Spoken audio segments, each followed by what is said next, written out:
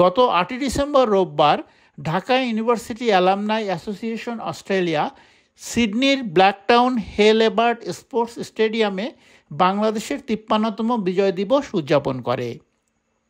Alumni পরিবারের সদস্যদের লাল সবুজ পোশাক আর বাংলাদেশের পতাকার সমাহার বিদেশের মাটিতে একখণ্ড বাংলাদেশে পরিণত হয়। সাধারণ সম্পাদক লিঙ্কন শফিকুল্লাহ ও কার্যকরী কমিটির সদস্য জাহিদ মাহমুদ উপস্থিত সকলকে স্বাগত জানান।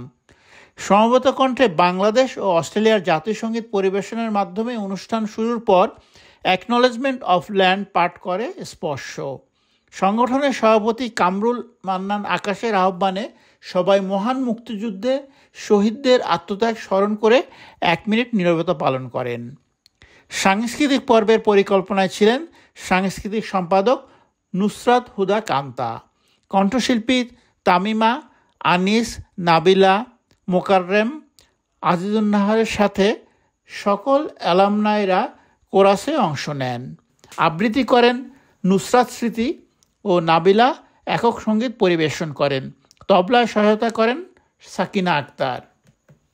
সকল অ্যালামনাই এবং তাদের পরিবারের সদস্যরা বাংলাদেশের জাতীয় পতাকা নিয়ে এক বর্ণাঢ্য র্যালিতে অংশ নিয়ে মাঠ প্রদক্ষিণ করে। বিজয় দিবস প্রীতি ক্রিকেট ম্যাচে লাল ও সবুজ দলের বিজয়ী ও রানার্স আপের হাতে পুরস্কার তুলে দেন কার্যকরী কমিটির সদস্যরা। চ্যাম্পিয়নদের হাতে ট্রফি তুলে দিয়ে অনুষ্ঠানে সমাপনী টানেন সংগঠনের সভাপতি Kamrul Mannan Akash. Naim Abdullah, independent television, Sydney, Australia.